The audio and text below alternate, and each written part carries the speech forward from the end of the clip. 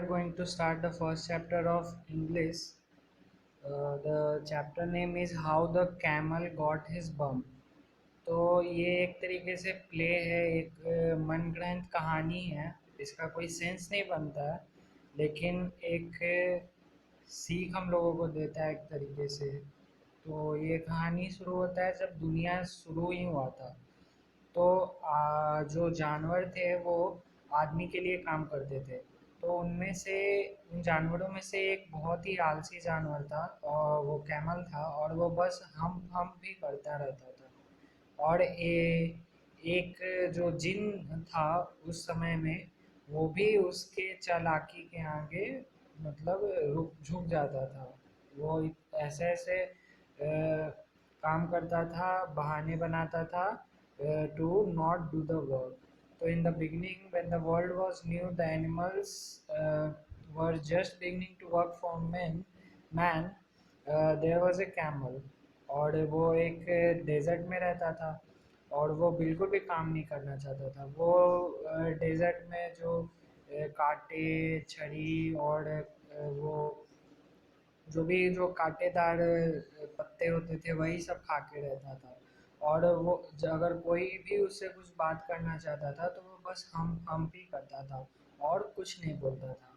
तो the presently मतलब यहाँ पे प्रेजेंटली का मतलब है कुछ देर में एक घोड़ा आता है उसके पास मंडे मॉर्निंग को, और कहता है कि ओ कैमल, चलो हम लोग कितना काम मतलब आराम करोगे, हम लोगों की तरह काम करो, मतलब top taught like the rest of us.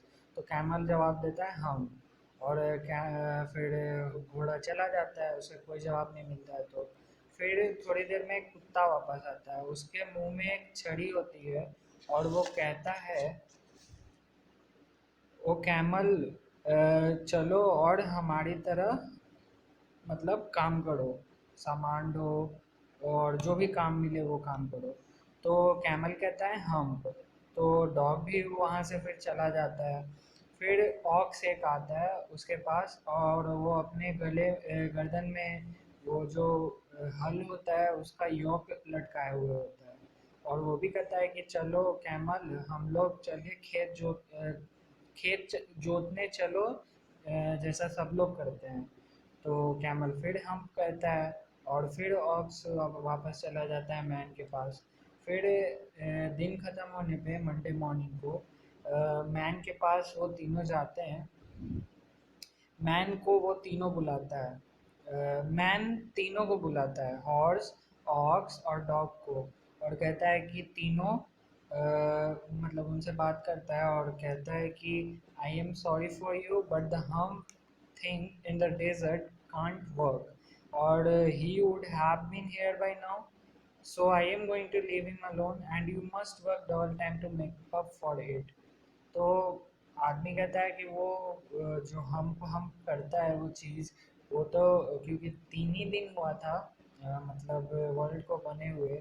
तो अकॉर्डिंग टू दिस बुक, मतलब इस कहानी के प्लॉट में, तो उसका कोई नाम नहीं था। तो आदमी बोलता है कि वो हम थिंग जो है वो डेजर्ट में ही रहेगा, वो काम नहीं कर सकता है, नहीं तो काम करना हो तो वो अभी तक आ चुका होता। तो हम यहाँ से जा रहे हैं अभी, तुम तीनों को ही डबल टाइम करके उसका काम मेकअप करना पड़ेगा। तो तीनों बहुत गुस्सा हो जाते हैं और वो पंचायत अपने डेजर्ट के कोने पे बिठाते हैं, और तीनों अपना बात करते रहते हैं। फिर कैमल के पास जाते हैं तो वो वहाँ पे वो अपना चबा रहा था खाना। तो उसे देख के, इन तीनों को देख के वो हम भी बोलता है और हंसता है और फिर वापस चला जाता है।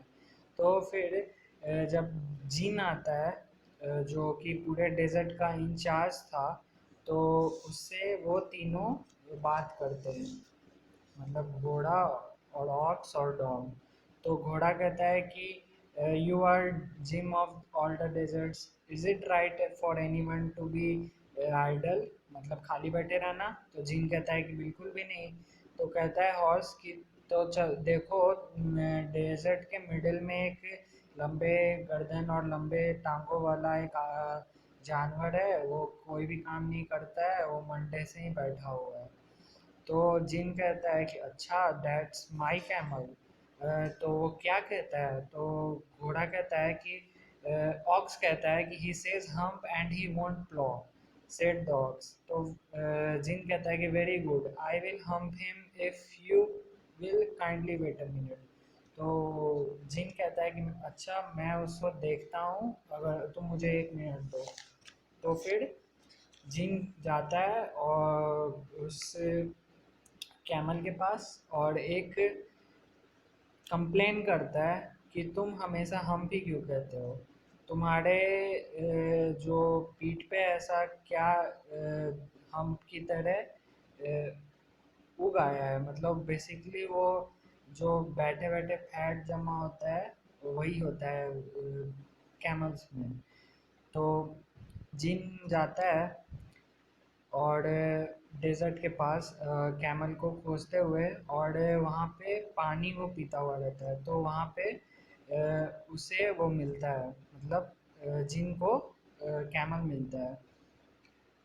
तो जिन कहता है कि मेरे दोस्त, मैं क्या सुन रहा हूँ कि तुम काम नहीं कर रहे हो। तो जिन बैठ जाता है, फिर उसके चिन को पकड़ के कहता है कि look at your reflection in the pool of water, you have given the 3 extra work ever since Monday morning, all on account of your idleness, said the Dizin, and he went off thinking with his chin in his hand। तो वो उसे समझाता है कि वो 3 दिन से काम नहीं कर रहा है, उसका काम उनके दोस्तों को मिल गया है वगैरह वगैरह। तो कैमल कहता है फिर से, hmm I should not say that again if I were you, said the jinn, और you might say it once to offend, I want to you to work. तो कैमल से फिर वो जिन कहता है कि तुम्हें ये बार बार नहीं कहना चाहिए, तुम्हें अब काम करना चाहिए। तो कैमल कहता है हम दोबारा से, और फिर वो कहता है जिन कहता है दोबारा से कि तुम अपने पीठ पे देखो, तुम इसी को देख के इतना प्राउड फील कर रहे हो कि तुम्हारे पीठ पे इतना बड़ा हम्प है, तुम्हें वो दिख नहीं रहा है। ये तुम्हारा ही हम्प है जो तुम बैठे बैठे बिना काम किए बैठे बैठे तुम्हारे पीठ पे आ गया है। तो आज थर्सडे है, तुमने मंडे से काम नहीं किया है, तो तुम आज से काम करने जाओगे। कैमल कहता है कि मैं कैसे जाऊँ, ये मेरे पीठ पे जो हम्प है उससे मैं कैसे काम करने जा सकता हूँ उसके साथ। तो जिन उसे बताता है कि ये तुम्हारे पीठ पे हम्प है, वो तुम्हारे लिए गिफ्ट है। वो तुम बिना कुछ खाए 3 दिन तक काम कर सकते हैं on the stock that you have in your hump. मतलब जो हम्प में उसके पास फैट्स और एनर्जी स्टोर है, पानी स्टोर है, उसके बलबूते वो 3 दिन बिना खाए पिए भी काम कर सकता है। तो ये तुम्हारे लिए बेनिफिट ही हुआ। तो कैमल फिर जाता है, उन तीनों को ज्वाइन करता है। लेकिन फिर उस दिन से कैमल भी उन लोगों के साथ काम करता रहता है, और वो जो 3 दिन वो उसने काम नहीं किया था, वो आज तक वो मैनेज नहीं कर पाता है, और उसके पीठ पे अभी तक ये हम्प रह जाता है, और वो बिहेव करना भी नहीं सीखता है, इसीलिए आज भी वो हम बोलता रहता है। तो बस ये कहानी था, इसका कोई रियल सेंस हो नहीं सकता है। मतलब इमेजिनरी कहानी था कि बिना काम किए उसके पीठ पे हम्प आ गया था। उसी तरीके से जैसे हम लोग भी अगर काम नहीं करेंगे तो हम लोगों को भी शरीर में प्रॉब्लम्स आएंगे, इसीलिए हमेशा काम करना चाहिए। 3 दिन उसने बस छोड़ा था, फिर भी उसके ज़िंदगी भर वो हम उसके पीठ पे रहा। अ, तो इसका मतलब यही है कि वो बताना चाह रहा है ऑथर जो रुडयार्ड किपलिंग है कि काम करना डेली ज़रूरी होता है।